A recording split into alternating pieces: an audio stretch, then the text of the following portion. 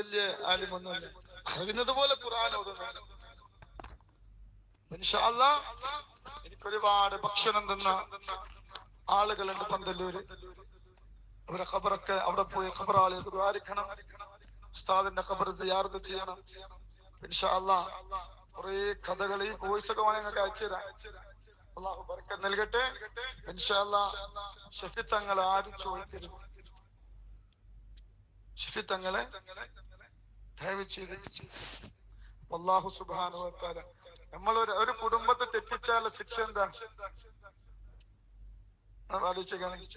തക്ബലൊക്കെ മദ്രസയിൽ പഠിപ്പിക്കണത് എന്താ? ആലിമീങ്ങളെ തെറി പറയരുത്, ചങ്ങന്മാരെ കുറ്റം പറയരുത്. എന്നിട്ട് ഇവരെന്നെ പറയാൻ എല്ലാ കഥകള്.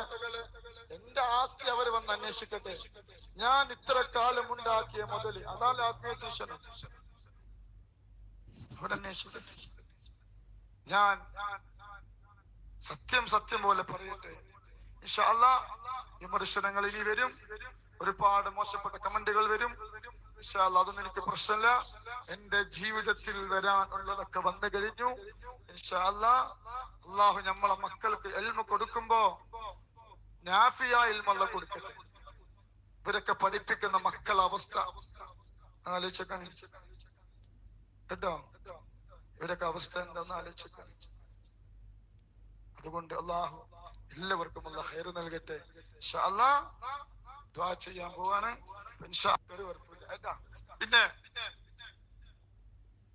ഈ വിഷയങ്ങള് ഷഫീഉല്ലാഹി തങ്ങള് ഞാനുമായിട്ട് ചെറിയ അഭിപ്രായ വ്യത്യാസത്തിലാണ്. മൂപ്പര് എന്നെയും, ഞാൻ എന്റെ സംഘടനയെ വേദനിപ്പിക്കല്ല. സംഘടനയിൽപ്പെട്ട SKSSF-ന്റെ ഒരുപക്ഷെ ഞാൻ ഇന്നു മുതൽ ഒരുപക്ഷെ ഞാൻ വിമർശിക്കപ്പെടുന്ന ആളാണ്. ഒരുപക്ഷെ എനിക്ക് ഒരുപാട് ആക്ഷേപങ്ങൾ വരാൻ കാരണമാവും. ഇതൊറ്റ ഇതുകൊണ്ട് ഒരുപാട് ശത്രുക്കള് വളഞ്ഞിട്ട് ആക്രമിച്ചു. കേൾക്കണം,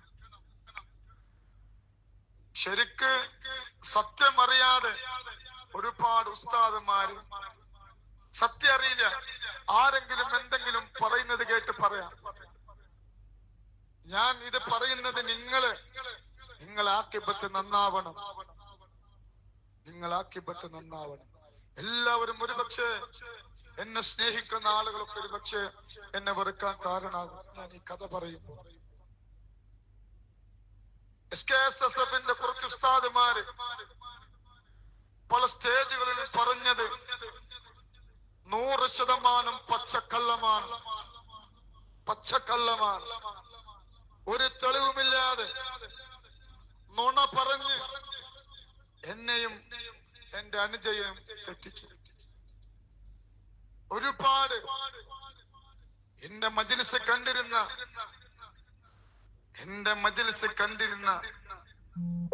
ഒരുപാട് കൂടപ്പറപ്പുകൾ അകറ്റി.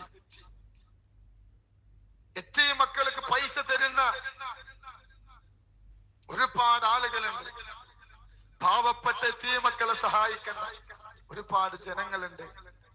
അവരോട് പലതും ഇതുപോലെ എഴുതി SKSSF എതിരാണ്, SYS എതിരാണ്, സമസ്ത എതിരാണ് എന്നൊക്കെ പറഞ്ഞ് ഒരുപാട് ആളുകളെ പലതും പറഞ്ഞു വിട്ടു.